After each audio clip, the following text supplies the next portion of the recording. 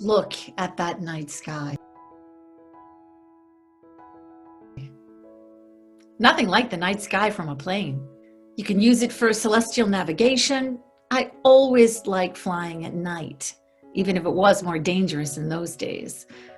After midnight, the moon set and I was alone with the stars. The lure of flying is the lure of beauty. The reason flyers fly, whether they know it or not, is the aesthetic appeal of flying. I enjoyed flying. The beauty of being part of the sky. The stars seemed near enough to touch, and never before have I seen so many as on my flights.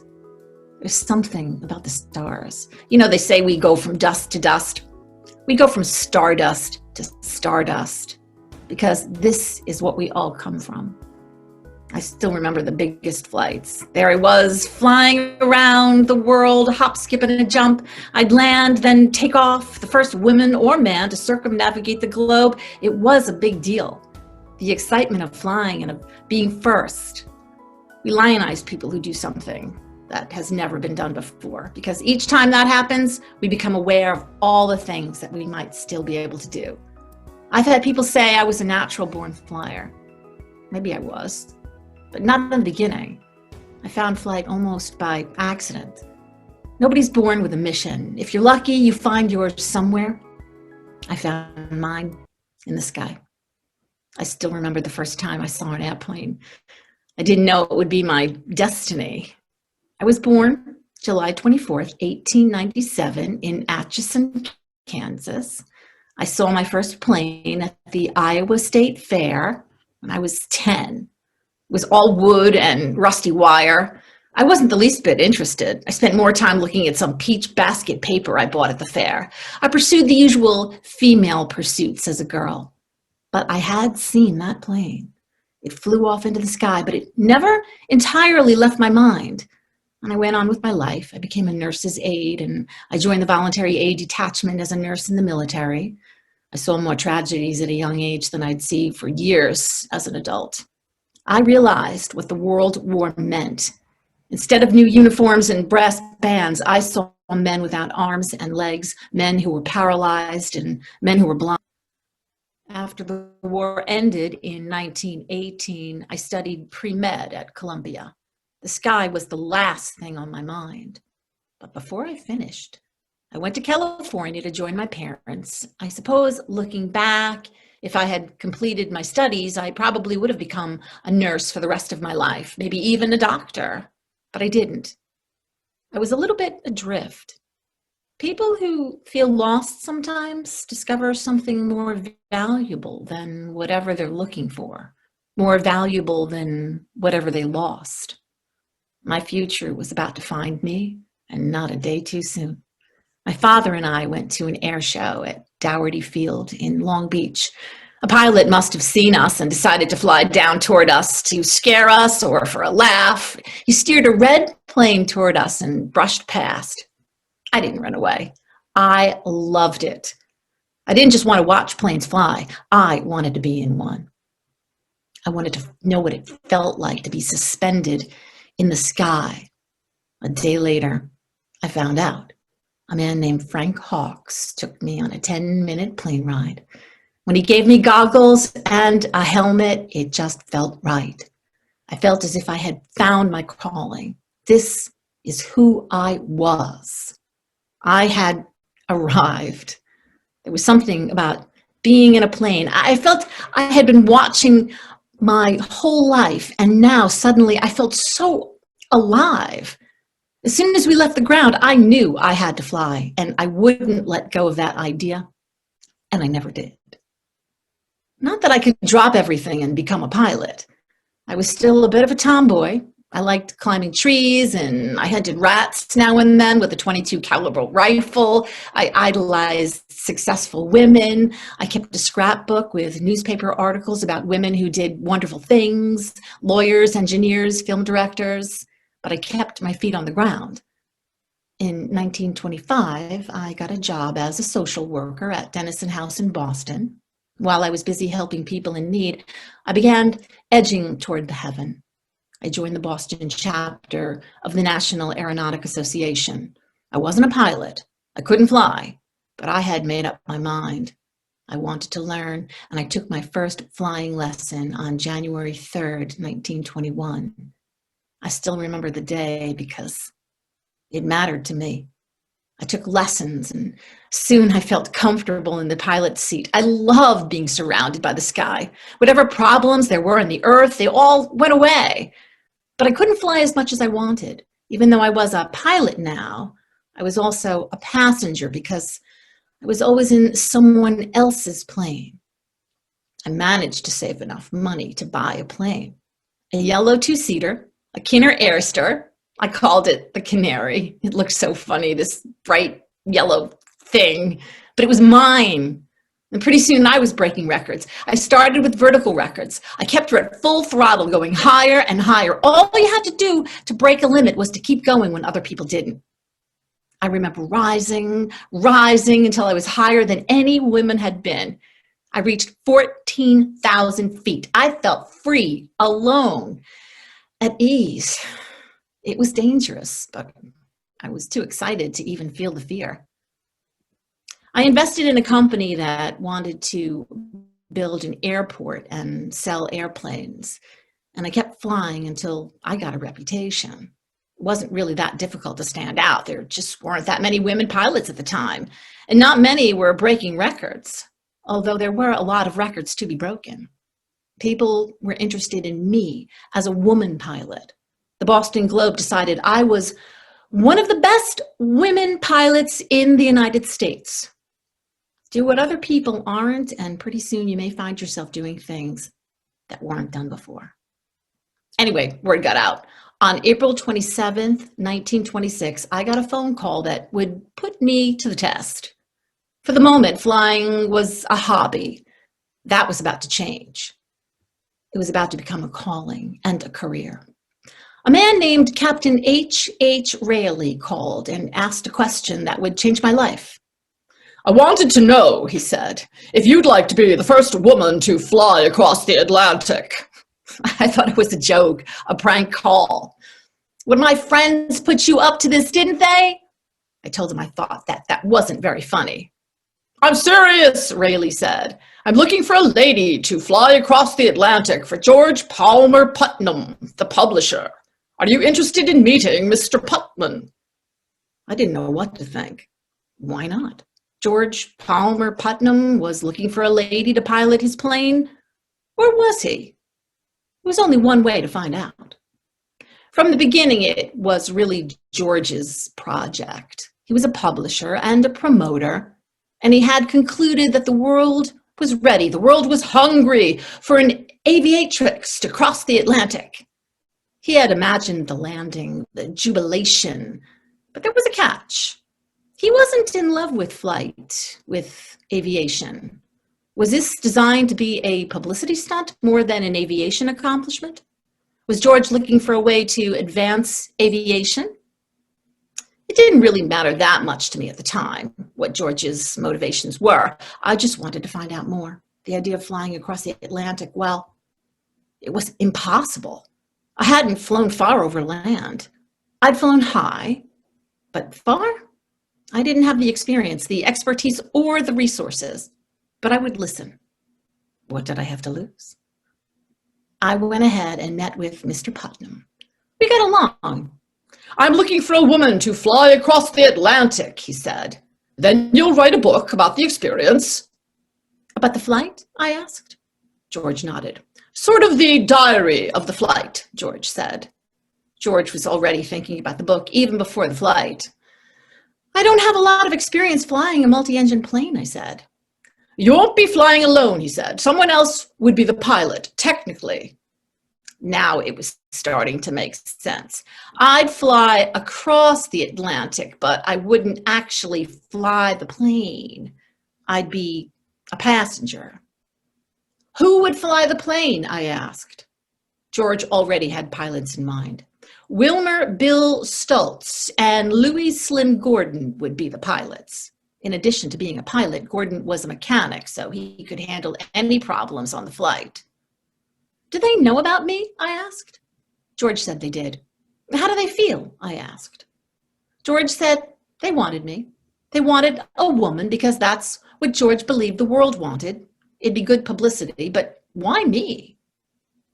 George gave me a long list of reasons. I remember one that struck me at the time. Rayleigh said I reminded him of Charles Lindbergh. He called me Lady Lindy. George laughed. The name eventually stuck. I looked like Lindbergh. Can you believe it? Tall and thin. George wasn't looking for a woman. He was looking for a Lady Lindbergh, someone who would capture the imagination of the American public. There it was. They were already calling me Lady Lindy. George loved the nickname. Let's hope she's lucky, Lindy, George said. I said I hoped we wouldn't need luck at all, that things would go well. Skill is what you have. Luck is what you hope for when you aren't sure. Well, we set up the whole flight. Picked the plane, a tri-motor Fokker. We named the plane the Friendship. Wilmer Stultz and Louise Slim Gordon would pilot it. I would sit in for the flight. They even gave me the title of Commander.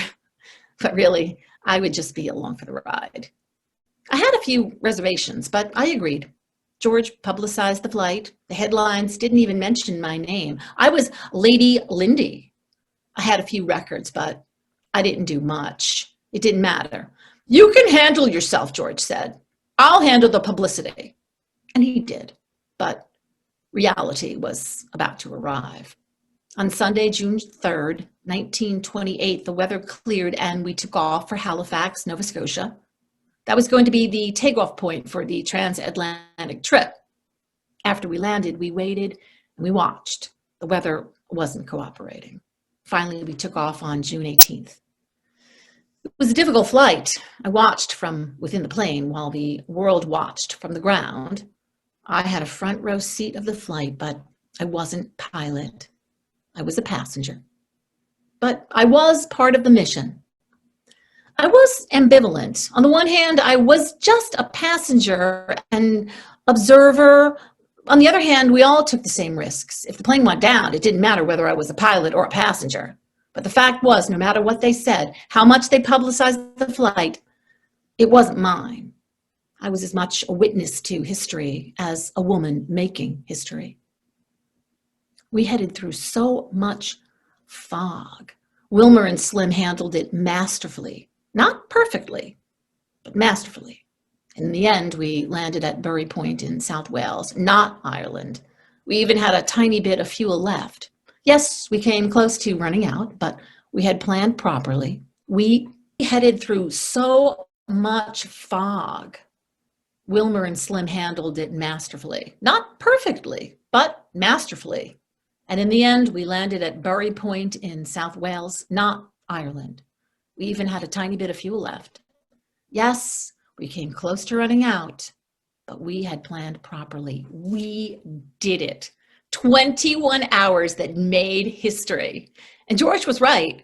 You should have seen the crowds, the cheering, and it was for me, not for Stultz and Gordon. The crowds weren't just cheering for us three. They were cheering me, the first woman. 2 men had flown the plane. I said clear as day, I was just a passenger, but a woman had been part of this mission. I had truly become Lady Lindy, even if I hadn't flown this plane. I enjoyed it all, but at the same time, there were moments when I endured it. I wasn't accustomed to all the fuss, the adulation, and what really had I done? While they flew the plane, I watched. I didn't feel I had earned the attention. I praised Stultz and Gordon. I tried to give them the credit they deserved, even if people said I was just being, quote, humble. I was the first woman to fly across the Atlantic, even as a passenger, although I felt like the first fraud. I was just a package. People didn't care. I was part of the crew. The winds of celebrity can blow pretty strong, I'll tell you that. And they can blow any life off course or onto a new course. I was famous. They took pictures of Lady Lindy waving, Lady Lindy smiling, Lady Lindy walking, Lady Lindy sitting, Lady Lindy. I'd hear them talking about Lady Lindy and I'd have to remind myself they were talking about me. Lady Liar was probably truer in a lot of ways. I was part of the flight, but far from the pilot. Was I part of a fraud? If you sit there while other people make history, what do you really have to do with it? Stoltz and Gordon were the pilots. I was there for publicity, which was George's specialty. I didn't lie about some things. When a reporter asked me if I thought a woman could make the flight alone, I paused. I'm convinced a woman could do a solo flight. Silence. How? My reply. You'd have to fly by instruments. The only problem, I hadn't learned that yet. I already had the celebrity. Now I wanted to add the reality. Everything had happened so quickly. I felt a little awkward. I was still the tomboy who liked to climb trees and slam her belly onto a sled and rock it downhill. George loved it. He took to the attention like a fish to water. It's all for you, George said. I wasn't so sure. Is it really? I asked. Well, George said, it isn't for me. But of course it was. The reporters weren't interested in the two men. They were interested in the story. And that was the woman in the crew who was there for the first flight. I was George's idea. That's what caught their attention. Everybody benefited, even the two men to an extent, because they got paid and they got to be a part of a remarkable voyage. Everybody, I said, including me. President Coolidge sent a cable. He congratulated me. The two men were ignored by the dignitaries, but they did all the work. George had been right. The world wanted a woman to make the trip. I got the accolades for my courage and commitment. The papers wanted a character. I suppose I obliged. I wore a tight hat instead of a helmet. I didn't put on my goggles until it was time to taxi to the end of the landing field. The photographers got pictures of me all wide-eyed. Make sure they can see your eyes, George said. Let the photographers see. The camera can be your friend. I took my goggles off right after I landed. My picture kept showing up in the papers. Lady Lindy was a hero. George did everything he could to keep my name in the papers. This was all his project, really more than mine. This was George Putnam's flight. I was George's creation, or at least Lady Lindy was. And then came the book, which had been part of the plan all along. George's plan had been for me to write a book about the transatlantic trip. That's how he would cash in on the flight. George was a publisher. People would want copies of the book. Everybody would want to hear what Lady Lindy had to say. I wrote it, or at least I worked on it. We told the story of the flight from my point of view as a passenger in the plane and facing the same risks as the men. Handling the celebrity was tougher than the flight. I wanted to do things to justify the celebrity. You had a lot of courage, George said. I don't want to be the world's most famous passenger. What satisfaction was there in that? Don't be so tough on yourself, George replied. I was convinced I could fly far and high, and I tried to convince George. I'm a pilot, and I'm meant to be a pilot, not just a passenger, I said. I can fly the plane. You've never flown a multi-engine plane, George said. That didn't discourage me. I can learn, I replied. So I worked at flying. I took lessons, and pretty soon I learned how to fly a multi-engine. Then I talked with George about the next flight, our flight. It was our project. The idea was to take a long flight over land. It was almost like he was in the plane with me. There was more margin for error over land than you'd get over the ocean. But I would fly the plane this time. He didn't want anything to happen to me, and I promised nothing would. You picked me because I was a pilot, I said. That's what I want to be. In September 1928, I flew solo across the nation to the national air races on the West Coast. You should have seen the cheering when I landed. A woman had done it. Amelia! Amelia! They loved it. This wasn't about Lady Lindy anymore. It was all about me. People I never met talked about me like I was their friend. I signed autographs, and then I went on lecturing about aviation, ambition, my transatlantic flight, and my book. 20 hours, 40 minutes. That was the title. Maybe not the snappiest title, but it told the story. George went along to a lot of the lectures, which led to a lot of gossip about him and me. George was married, you see, but we were just collaborators, friends. We were embarked on the same journey. George loved publicity, even if it wasn't for him. He had conceived of the aviation project. He helped give birth to my career. I told myself I had compromised, not lied in the beginning. It took guts to be in that first plane, and without that, I couldn't have done my own first big flights. But what was my career, and what was I? A pilot? A stunt pilot? A flyer? A fraud? I wanted to do more, prove myself, show that a woman could do more than sit and watch men pilot a plane. The truth was, I keep saying that, don't I? Well, the truth was, this was at least as much about publicity as prowess. A woman was doing something men did. But I think I was good for aviation and good at aviation. People would listen to the woman who flew across the Atlantic. I no longer emphasized how I'd just been a passenger. You took the risk, George said. You deserve the reward. And people admired that. No guts, no glory. I was interviewed to be assistant to the general traffic manager at Transcontinental Air Transport. It eventually became TWA. What would my job be? I asked. It was simple, to attract more women as passengers.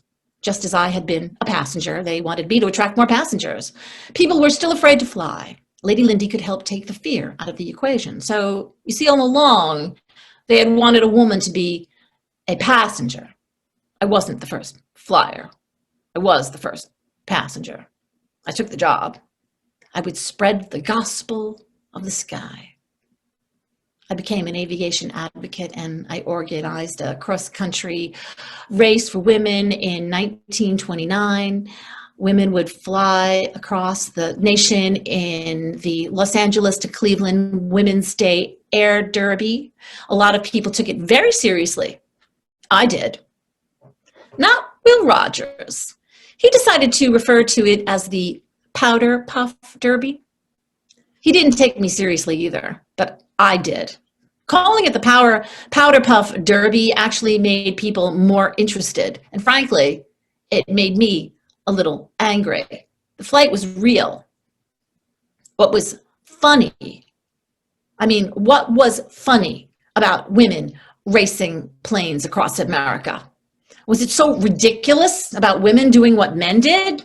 Well, Will Rogers or not, women were about to race across the sky.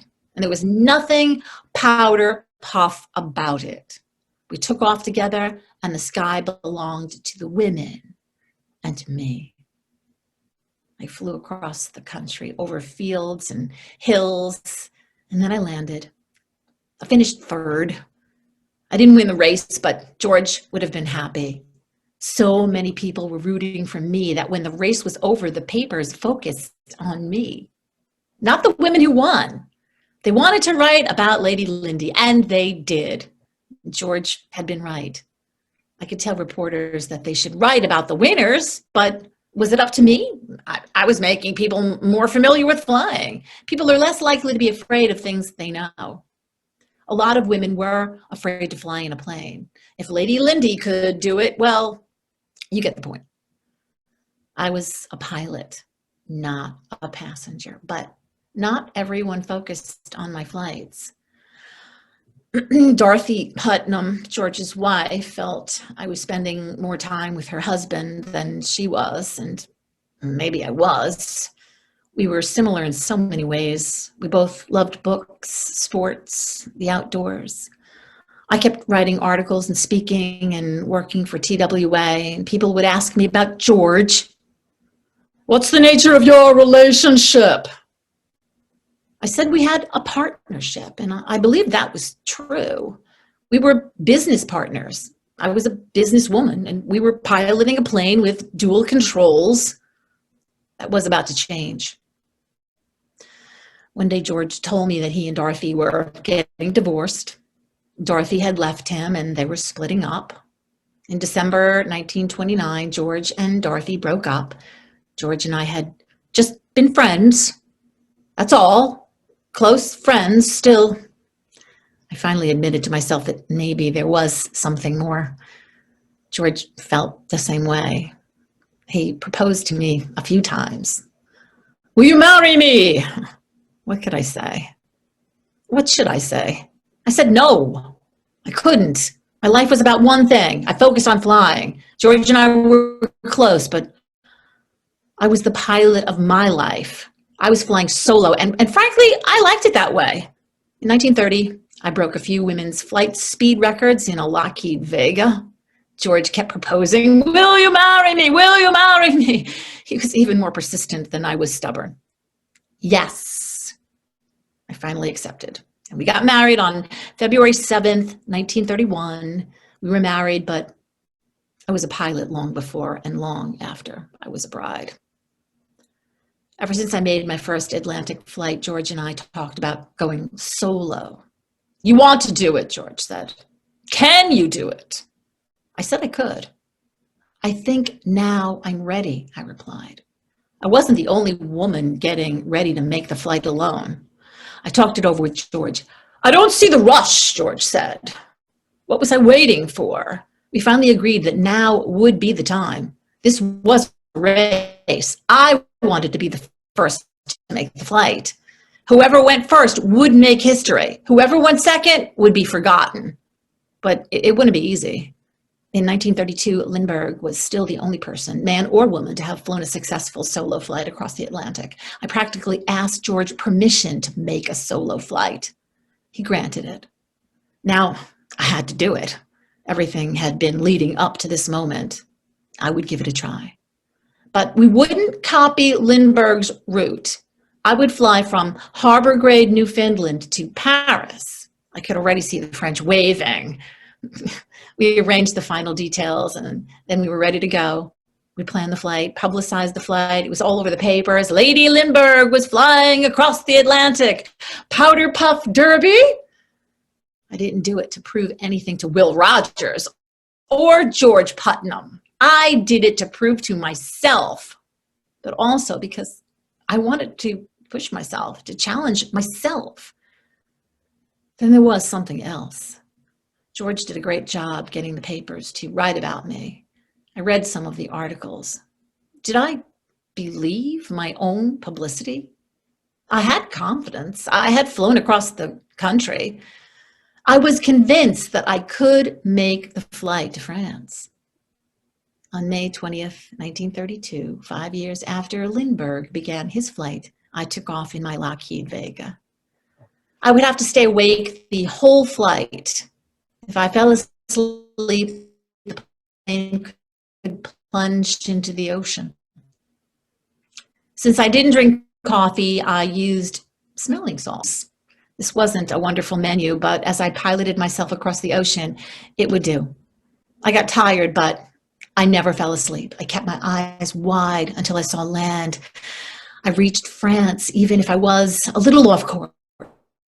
I landed in a field near Londonderry, Northern Ireland, and not France. But I had made it. After I reached the good earth, I asked someone where I was. He told me, "You're in Gallagher's pasture." And he wanted to know where I was coming from. "America," I said.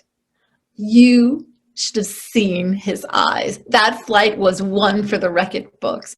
Flying may not be all plain sailing, but the fun of it is worth the price. I had fun.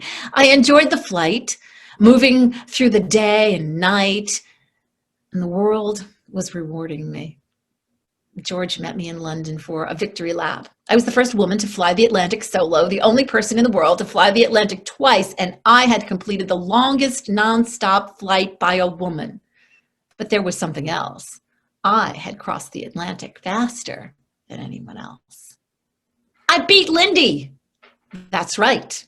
I proved myself to George, to myself, to the world. You did it, George said, and he was right. They threw me a ticker tape parade back in New York.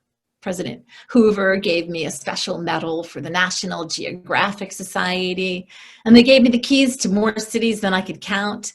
Vice President Charles Curtis said I had proved myself and risked my life. I believed I had proved something bigger, that men and women were equal. We could both perform jobs requiring intelligence, coordination, speed, coolness, and willpower. I had penned a woman's Declaration of Independence across the sky. Some people started saying I was just doing stunts. How had I advanced science? I lay no claim to advancing scientific data other than advancing flying knowledge. Why did I fly in the first place? I can only say that I do it because I want to. Leave it to the French to find something wrong. Maybe they were upset because I didn't land in Paris. The French had been waiting for the plane that never came. One French newspaper praised me for my accomplishment, but the paper wanted to know whether I could bake a cake. I got around that question, I told some reporters. I was accepting my awards on behalf of aviators, cake bakers, and women everywhere who can do things that are at least as important as anything I ever did. I wanted to show I understood women can accomplish things without ever getting into a plane. Some people were threatened by me. What if I made women dissatisfied? What if I made women want more? Would that be so bad, really? One of my favorite phobias is that girls, especially those whose tastes aren't routine, often don't get a fair break. It has come down through the generations and inheritance and age-old customs which produce the corollary that women are bred to timidity. We are not. If we have the courage to fly, we also can have the courage to live. I had done something few people ever did. I created my own career. The woman who can create her own job is the woman who will win fame and fortune. And one day I told George about my next project. Well, George said, I have no idea what it could be. I would fly across the country with a two-way radio telephone. George was a little worried at first. I told him I knew I could do it. I needed to do it. I needed something next. And this would be the country, and this would let the country ride with me in the cockpit. George loved the idea. I'd be the talking aviator. Think of the publicity. Now the public will be in the passenger seat. So in February 1935, I flew from Wheeler Field to Oakland. America sat in the passenger seat. I had learned from Georgia. 2,408 miles and a thermos of hot chocolate later, I landed. I tell you, hot chocolate never tasted so good. You should have seen the crowds. I almost got crushed when they stormed the plane. Police had to carry me off the landing field. People were fighting to get a glimpse of the lady aviator. Police pulled my arms and legs in different directions. I felt like I was on some kind of a medieval torture device. If I could do this, think of what people could do with their own lives if they just let themselves. The congratulations began to flow in. President Roosevelt said, I showed the doubting Thomases that aviation is a science which cannot be limited to men. I got fan mail. People named babies after me. Little Amelias were popping up everywhere. They even named their pets for me. One man named his homing pigeon Amelia in my honor. I hit the lecture circuit again, not speaking about flight. I spoke about potential. You can't succeed at a thing unless you try it. If you try something, you might just be surprised. I set out to be a pilot, and now I was also a teacher and an advocate. I took a job as a consultant at Purdue University in Indiana. I was part of a department that studied careers for women. It would keep me in one place a little. I like that. The more one does and sees and feels, the more one is able to do, and the more genuine may be one's appreciation of fundamental things like home and love and understanding, companionship. I needed a break. I spent time with George and with some of the best known people in the world. Eleanor Roosevelt and I became friends.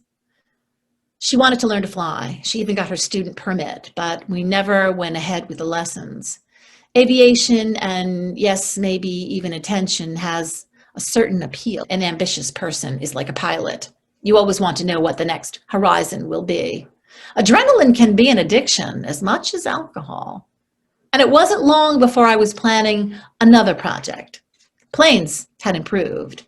I was ready for it. George and I talked about what I would do next. "You're sure you aren't through?" George asked. "You could retire from flying." I said that was the one thing I couldn't do. They had called me Lady Limburg. Now I would outdo Limburg. I would show people just how powerful planes had become. Man or woman, the planes did a lot of the real work, even if we took the risk. "What's the one thing left?" I asked. "I want to fly around the world." Wiley Post had already piloted a plane around the world, but no woman had even gotten close. "I'm not going to ask you whether you can," George said. "Are you ready?" We decided on the idea before we picked the plane. Then I decided to use a Lockheed Electra 10E. And now I had to plan the flight. Of course, the globe is wider at the equator than the poles. I would fly around the equator, just like a woman to want to fly around the world's waist. I would make a 29,000-mile flight, but I needed to put together a crew first. We'd have to plan it carefully, so we landed and fueled at the right points. It really was like flying to the moon. This would have to be a team effort, and a lot of work would have to be done before the flight began. Preparation, I have often said, is rightly 2/3 of any venture. We needed to pick the right people. I chose Frederick Noonan, a well-known aviator, to help keep us on the right path. And then we picked out a route. We would start our trip with a flight from Oakland to Hawaii and go from there, leapfrogging around the world. On March 17th, 1935, we took off in a twin-engine plane we dubbed the Electra at Luke Field in Hawaii. But we ran into trouble right away. I let the right wing tip too much while we were taking off, and the plane tipped over and tumbled along the runway. We never made it into the sky. The aircraft lay there, broken on its belly, in the wreckage of discarded dreams. We shipped the plane back for repairs, and I went back to the drawing board, planning my voyage around the world. I hadn't been hurt. We just had more time to get it right. Since we'd be flying at a different time of the year, we wanted to take a different route. We decided to turn our flight plan on its head. We'd fly east instead of west, so after the plane was fixed and ready to go, I prepared. Some people began to call my flights stunt flying. This wasn't a stunt. This was pushing the limits, showing that I and we could do more than we had done before. "You know you don't have to do this," George said. "I want to," I told George. "This will be my last long-distance flight like this. I couldn't keep trying to come up with more difficult tasks. This was going to be the last hurrah. No one could stop me. Never interrupt someone doing something you said couldn't be done. I've long believed that. Let them meet the challenge. There is no substitute for action. The most effective way to do it is to do it with anything." I met Orville Wright at the Franklin Institute in Philadelphia. It was inspiring. On June 1st, 1937, Fred Noonan and I flew to California to begin our flight. We flew to Puerto Rico, then South America, Africa, and continued our journey around the world. I sent George letters from every stop to let him know how I was, what the flight was like, and that I was okay. Besides, the letters could always be turned back into a book. George was a publisher. You can bet Lady Lindy's letters would interest a lot of people. We flew to Karachi. I sent a letter. Calcutta, a letter. Rangoon, letter. Bangkok, letter. Singapore. I kept writing. And then a place called Bandung. We were landlocked there for a few days while the monsoons blew. We took advantage of the time to get some of our instruments adjusted and prepared, and I recuperated from me to return to the sky, Australia, and landed in a place called Darwin. How appropriate for a flight that was breaking new ground or crossing new sky. So far, so good.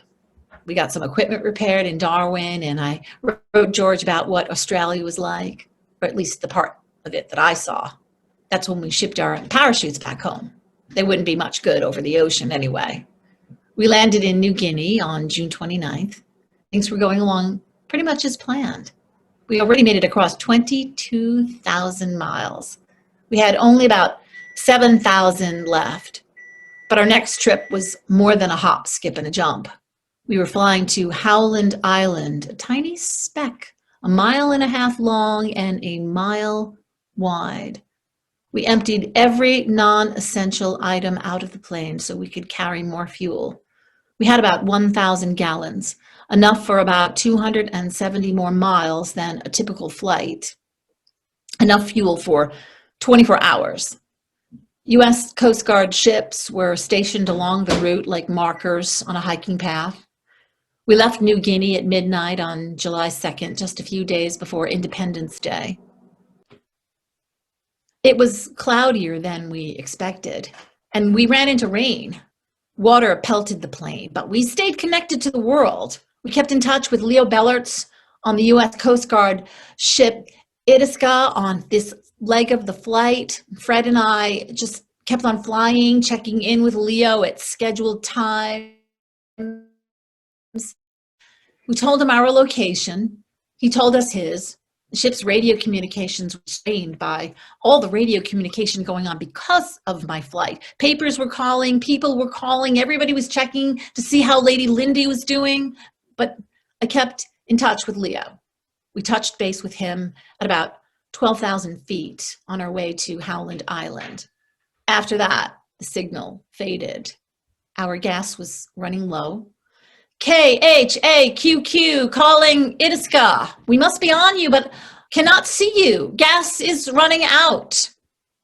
We gave them our position, and that was it. Our last communication with the world. The fragile thread that connected us to the world had been cut. We missed one scheduled contact point, another, and another, and another. No last words, just silence over the Pacific, and the little girl lost.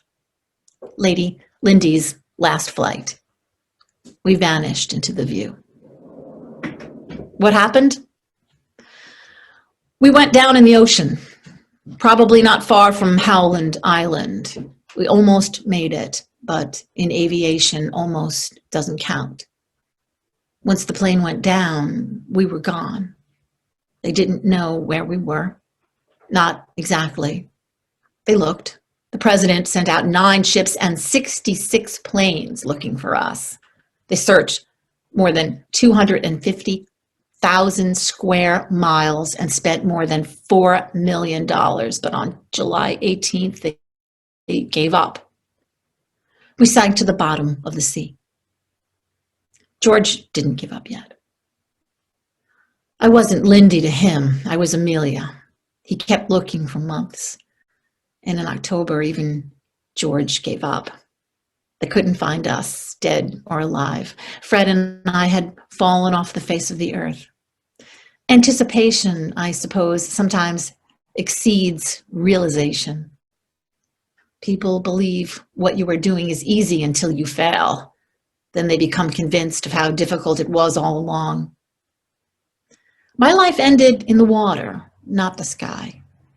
Anyone who thought the risk wasn't real found out. I had flown across the country, flown across the Atlantic, and now my flight had finished. I did one more thing that attracted attention. I wrote a book after I died. George published my letters. He gave the book the title, Last Flight, It wasn't quite the title we had planned. There was a big debate over whether I had done something I shouldn't have. Why had I done it? For publicity, for the press? Had I done it for the headlines? I don't believe so. I wanted to prove that women can do anything, that we can take on the impossible, do what men have done and more. Women must try to do things as men have tried. And when they fail, their failure must be a challenge to others. Was the flight a mistake? I don't think so. We could have, should have made it. Courage is just another word for confidence in action. Courage is the price that life exacts for granting peace. The soul that knows it now knows no release. So why did I do it? Why did I fly? It was what I did, what I loved, who I was. Was it difficult? Yes, it was. Was it beautiful? Yes, it was. The most difficult thing is the decision to act. The rest is merely tenacity. The fears are paper tigers. You can do anything you decide to do. You can act to change and control your life, and the procedures, the process is its own reward. I still believe that after everything. It went down. A lot of people felt they were flying with me. I think the crash hit home for many people because they were following my flight. People came up with all sorts of theories. I was really on a spy mission for the president. I got depressed and just gave up and deliberately crashed into the ocean. I was captured by the Japanese. I landed on an island and lived there, away from it all. They couldn't understand the simple truth. We ran out of gas and our plane crashed into the sea. Every now and then I show up in headlines. Someone would swear they saw Amelia Earhart. Amelia Earhart sightings became as common as UFO sightings. In 1961, people even thought they found my bones along with Fred's on Saipan. Prisoners of war, prisoners of peace. That wasn't us. As much as people would like it to be. As much as they would like to solve the mystery. People were looking for Amelia Earhart, not Lady Lindy. There was no reason for nicknames anymore. People would forget about me for a while, and then the search for our plane would resume. The International Group for Historic Aircraft Recovery worked hard to find our plane. TIGAR, that's the group's acronym, led archaeological expeditions near Nikimaroro Island. They believed that we might have made it to Nikimaroro. Maybe we survived and decided to live on a desert island. It didn't happen. People refused to believe that it could all end with two bodies buried in the sea. Is it better to believe that somehow, somewhere, I'm still flying around the world looking for a clearing and a plane to land? At least in some people's minds, I suppose, I'll always be flying overhead, about to land. In memory, I'm still flying around the world, a ghost forever frozen in a moment, a woman smiling from a plane. In a way, I still am flying across the sky, looking for a place to land, sailing through the clouds, because that's the way so many people remember me. I know to George, as long as he lived, I never landed. I kept on flying. He lived the rest of his life still waiting for me to land. And maybe one day I will. I did love flying, the thrill of it, but also the beauty. There's nothing like the feeling of being part of the sky, the bright fires of the stars, when they seem so close that you could reach out and touch them. Let's look at the sky.